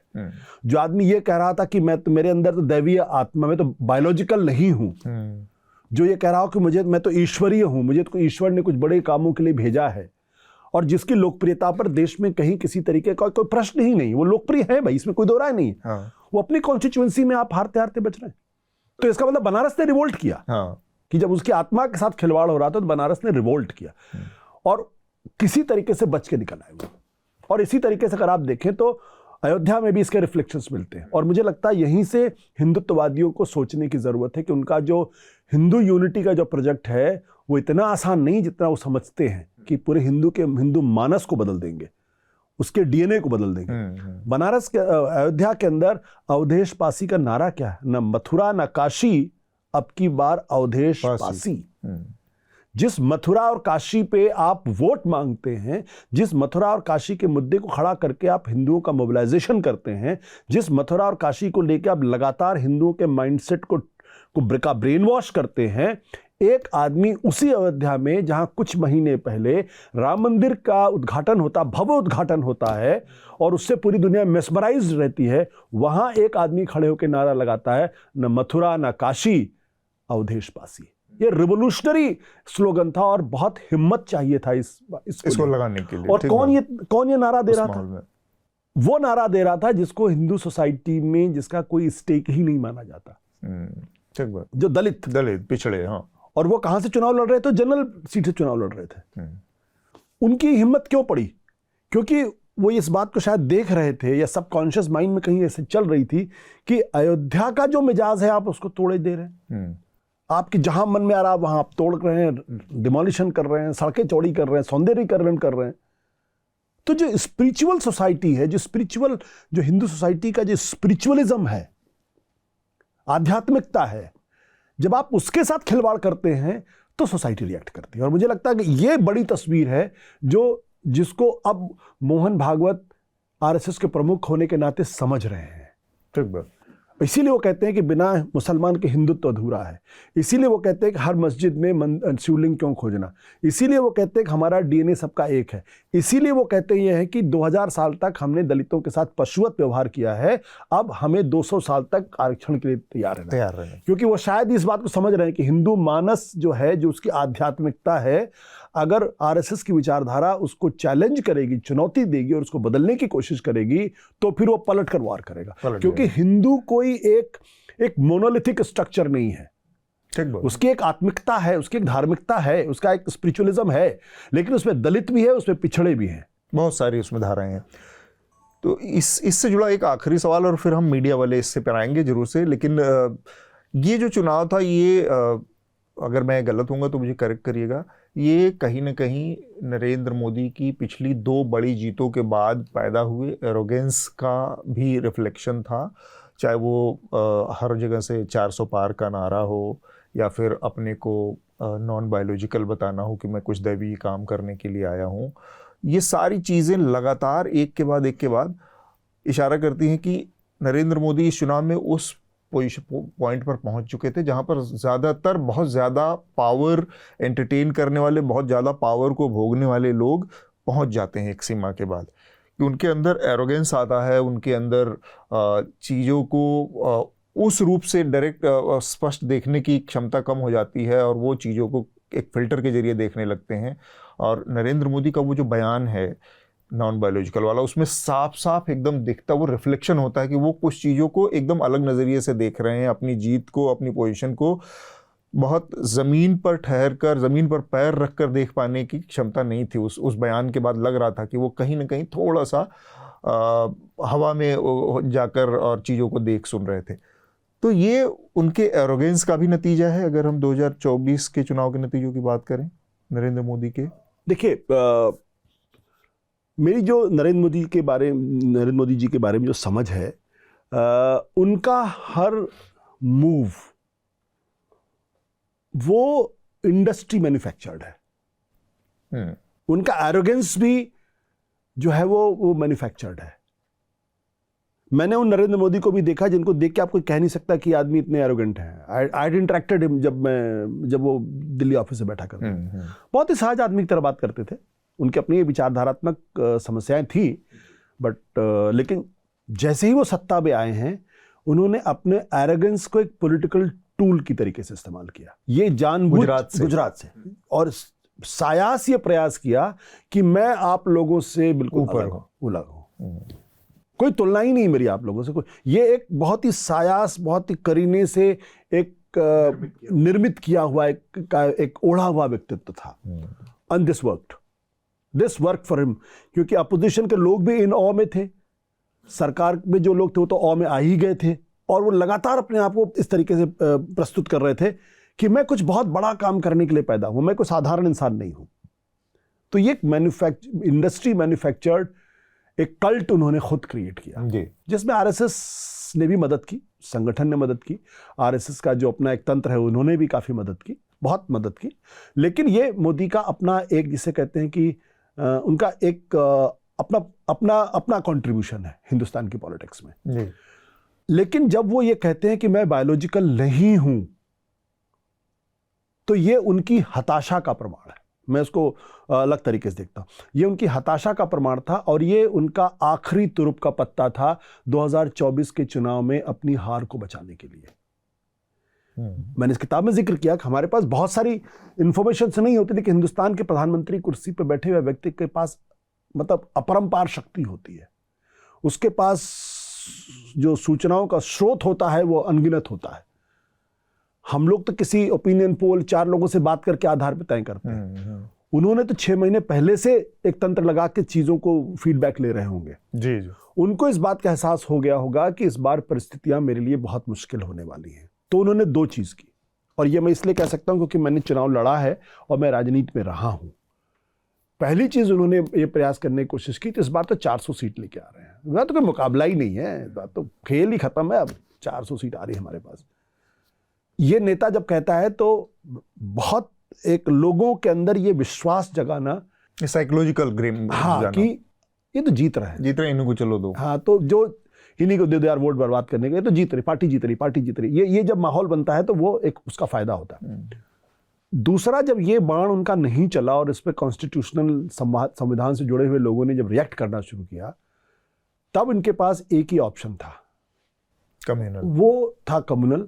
जब वो भी नहीं चलता हुआ दिखाई पड़ा, तब इन्होंने कहा कि जो अल्टीमेट, जिसे वेपन मैं कहता हूं, जो एकदम अपने आप में अद्भुत चीज थी, कि लोगों को यह विश्वास दिलाओ कि आप इस चुनाव में जो वोट दे रहे हैं वो किसी बहुत बड़े ऐतिहासिक सभ्यताजनक काम को अकम्प्लिश करने के लिए दे रहे हैं। That you are participating some divine thing, and you are not voting for me. आप मुझे वोट कर रहे हैं ताकि मैं इस हिंदुस्तान को एक अलग लेवल पे लेके जा सकूं। जिसे कहते हैं ना, telling your voters that you are not voting simply, you are basically participating in some cosmic mission. ये उनका आखिरी दांव था और ये हताशा का प्रमाण था, निराशा का प्रमाण था, और वो हार को अपनी तरफ देखते हुए नजर आ रहे थे। और चूंकि हमारा मीडिया उसको देख ही नहीं पा रहा था, लेकिन जो ग्राउंड पे, जैसे हमारे मित्र थे रविकांत जी, जो इलाहाबाद लखनऊ यूनिवर्सिटी में पढ़ाते हैं, वो दलित चिंतक हैं, वो कह रहे थे कि यूपी के अंदर बीजेपी को 35 से ज्यादा सीटें नहीं मिलेंगे। डंके की चोट पे कह रहे थे, लगातार सत्य हिंदी पर वो इस बात को कह रहे थे। हमारे मित्र शीतल सिंह इसको डंके की चोट पे कह रहे थे कि 40 से ज्यादा नहीं सीटें मिलने वाली हैं जी।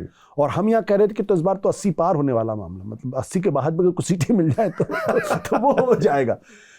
तो क्योंकि वो देख रहे थे कि दलितों में किस तरीके की प्रतिक्रिया हो रही, वो देख रहे थे कि जैसे मेरी एक दोस्त जो यूपी में एक कोने से, मेरठ से लेके गाजियाबाद तक घूमी, उन्होंने कहा मुझे एक आदमी नहीं मिला जिस नरेंद्र मोदी के बारे में अच्छी बात कही हो। And I was surprised. मैंने कहा अगर इस लेवल का अगर नाराजगी लोगों के अंदर दिख रही फॉर सम रीजन, तो फिर इनके लिए मुश्किल है। और मैं टीवी चैनल पे जब कहता था कि BJP will struggle to get 272 seats, तो लोगों, मेरे अपने दोस्तों ने मेरा मजाक उड़ाया, मुझे इंसल्ट करने की कोशिश की, और मैं लगातार टीवी चैनल इस बात को कह रहा था चुनाव के पहले।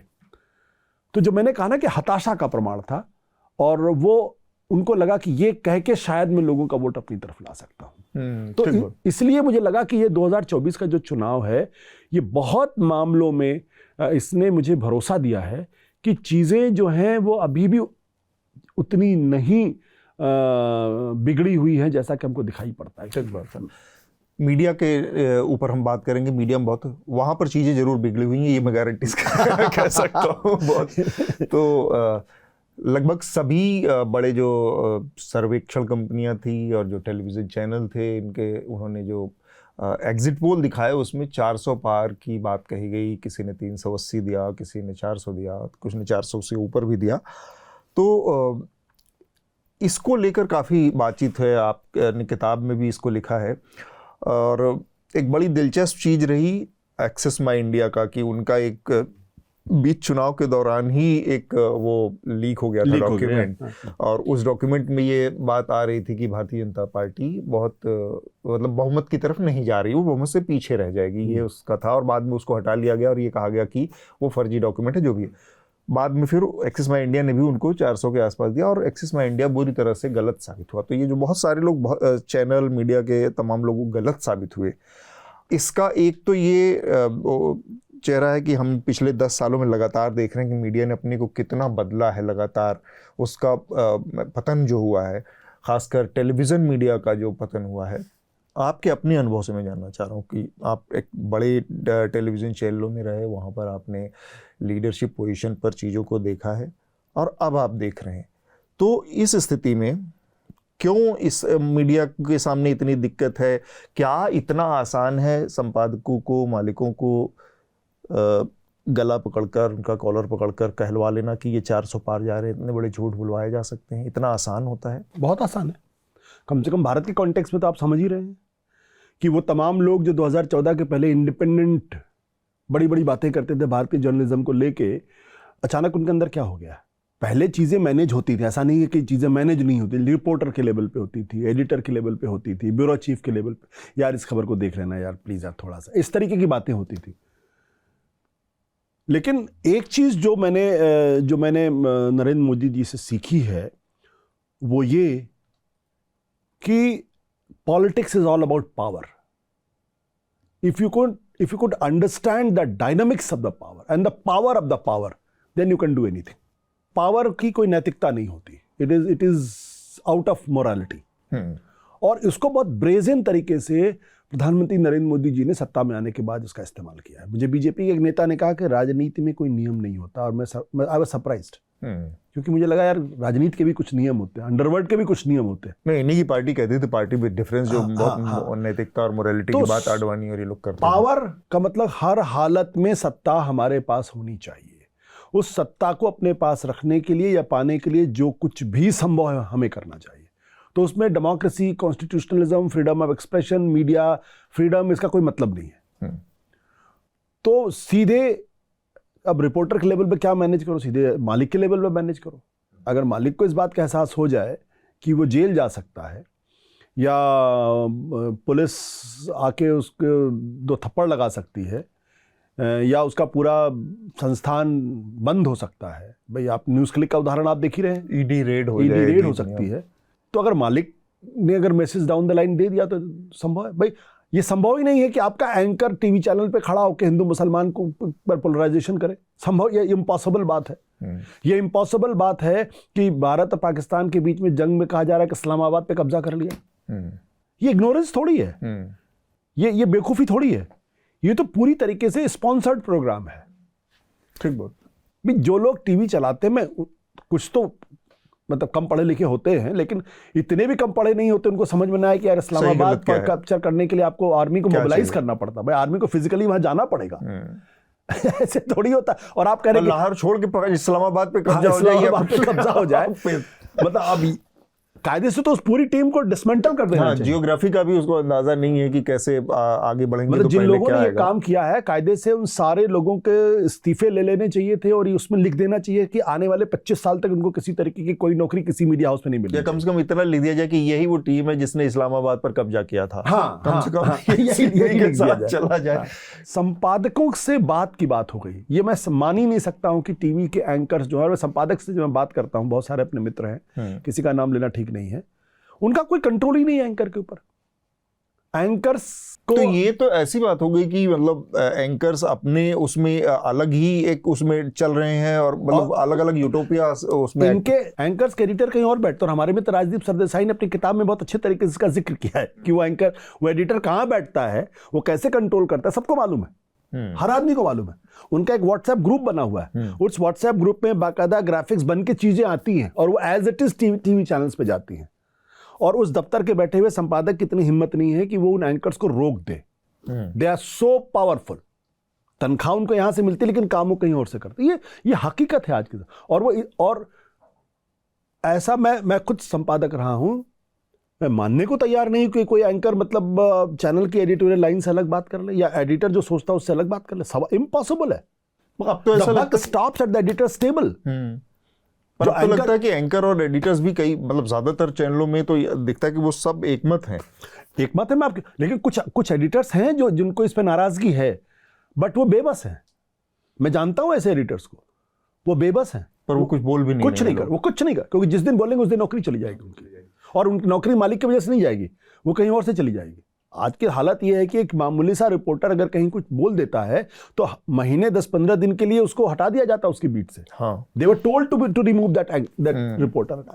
तो एक वैसे एक घटना हो रही थी जब आप लोग चैनलों में थे और महत्वपूर्ण पदों पर थे, अन्ना का आंदोलन चल रहा था, उस समय भी टेलीविजन मीडिया एक काम कर रहा था, लगातार कवरेज दिखा रहा था और पूरे देश तक पहुंचा रहा था। और एक आज की स्थिति है, तो इन दोनों स्थितियों को देखकर आप थोड़ा रोशनी डालना चाहेंगे कि मनमोहन सिंह का जो वो दौर था जिसमें लगभग डेमोनाइज करने के स्तर तक लोगों ने मनमोहन सिंह की सरकार के ऊपर, ठीक है बाकी चीज़ जांच होनी चाहिए मांग की, और आज जहाँ पे भी वो केस हों वो एक दूसरा मसला है, फिर भी आज की तारीख में तमाम गड़बड़ियां हैं सरकार की और उस पर सवाल करने में मीडिया पूरी तरह से हिचकता है। तो मैं थोड़ा सा आपके उन अनुभवों से जानना चाहता हूं कि तब की सरकार और अब की सरकार के रवैये में मीडिया को लेकर किस तरह का अंतर नजर आता है आपको? एक लाइन में बताऊंगा मैं आपको। मनमोहन सिंह ने कहा था history will be kind to me. एक देश का प्रधानमंत्री जब मीडिया के सवालों के जवाब दे रहा था तो उसको कहना पड़ा कि history will be kind to me. कितना डेमोक्रेटिक वो प्राइम मिनिस्टर रहा होगा। And he was prophetic. हाँ, हाउ वो सरकार अपने स्वभाव में कितनी लोकतांत्रिक रही होगी, आप इसका अंदाजा लगा लीजिए कि वो मीडिया का जो ऑनस्लॉट था, मीडिया का जो हमला था, उसके सामने वो आदमी कह रहा था कि you are not kind to me but history will be kind to me, and he was prophetic. आज के प्रधानमंत्री साहब उम्मीद कर सकते हैं? पहले प्रेस कॉन्फ्रेंस की उम्मीद करें हमें, फिर उसके बाद जवाब की उम्मीद कर सकते हैं।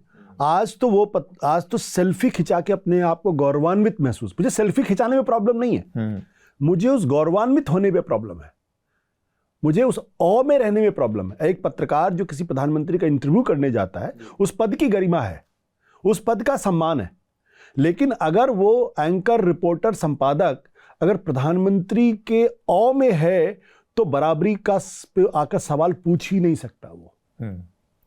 मेरा काम प्रधानमंत्री की आंखों में आंखें डाल करके, मुझे अच्छी तरीके से याद है, मेरे एक संपादक थे, तो उन्होंने, मैं बहुत छोटा था तो एक बड़े एडिटर थे उनका, उन्होंने कहा कि इनका तुम्हें इंटरव्यू करना है। तो मैंने कहा सर वो तो मेरे बहुत सीनियर है, मैं कैसे कर पाऊंगा, लाइव टेलीविजन में करना था।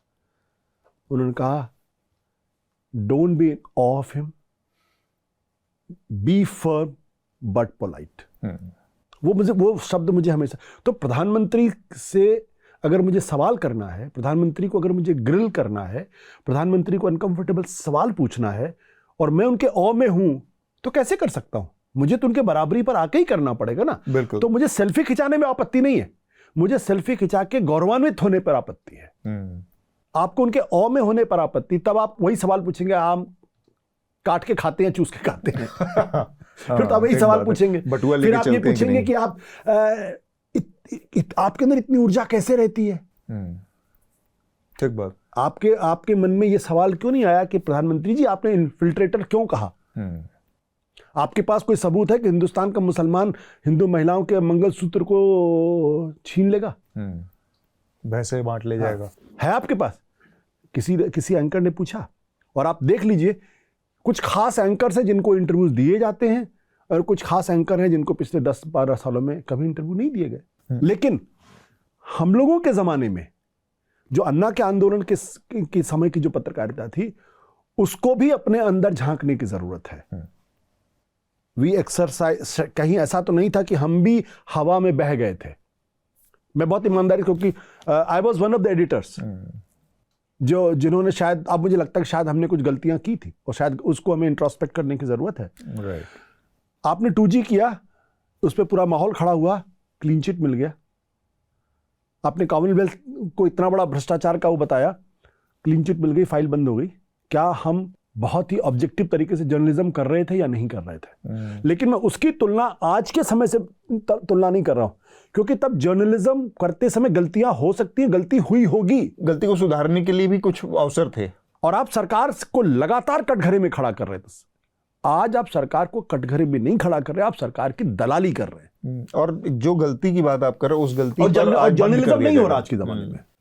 तो एक इसमें बस आखिरी बात, जो आप इसमें आज की जो स्थिति बदली हुई है, उस बदली हालत को आप बहुत छोटे से उसमें अगर एक लाइन में रेखांकित किया जाए, तो आज की तारीख में जो जिस गलती का इशारा आप कर रहे हो, उस तरह की गलती होगी तो उस चैनल को चाहे वो मैं हमारा न्यूज़ लॉन्ड्री हो या कोई भी और यूट्यूब चैनल हो या कोई टीवी चैनल हो, उस गलती के लिए उसको बैन भी कर दिया जाएगा, उसको ऑफ एयर भी कर दिया जाएगा। इतनी लोकतांत्रिकता नहीं बची है इसमें। एक लंबी बातचीत हुई हमारे बीच में और आपने कहा कि हमें कुछ चीज़ों को शायद गलती भी हुई हो हमें उस समय के हिसाब से। मुझे लगता है कि उस समय मीडिया एक चीज़ को केवल पढ़ने से चूक गया। सवाल पूछने में कोई दिक्कत नहीं है, कोई चीज़ें कुछ आंदोलन चल रहा है उसको कवर करने में कोई दिक्कत नहीं है, वो उस डिज़ाइन को पढ़ने में पूरी तरह से चूक गया। ये इस देश के इन्वेस्टिगेटिव जर्नलिज्म के लिए बहुत बड़ा वो है कि वो जो लोग उसको पीछे से डिज़ाइन कर रहे थे, जो संचालित कर रहे थे, उन चेहरों तक नहीं पहुंच पाया, उस स्ट्रिंग तक नहीं पहुंच पाया। ये भारतीय मीडिया की पिछले पूरे अन्ना आंदोलन के या पूरे मनमोहन सिंह के उस दूसरे कार्यकाल के दौरान ये भारतीय मीडिया की सबसे बड़ी असफलता में मुझे लगता है कि दर्ज होगी। हमसे बातचीत करने के लिए बहुत बहुत शुक्रिया आशुतोष जी। अच्छी किताब है और इस किताब के जरिए अगर आपकी रुचि है राजनीति में और चुनाव में तो इसको ज़रूर आप पढ़ें। इससे आपको बहुत सारी चीज़ों का आइडिया मिलेगा। और कई बार क्या होता है कि आपके बहुत हाल फिलहाल और आसपास से चीज़ें गुजर रही होती हैं लेकिन वो एक दृष्टि नहीं होती है, तो उसमें पढ़ते हुए आपको फिर वो दूसरी दृष्टि भी मिलती है कि अच्छा ऐसा भी कुछ हमारे पास आसपास हो रहा था जिसको हम समझ नहीं पा रहे थे। इसलिए भी इस किताब को पढ़ें। बहुत बहुत शुक्रिया। बहुत बहुत शुक्रिया। Thank you so much. बहुत मज़ा आया।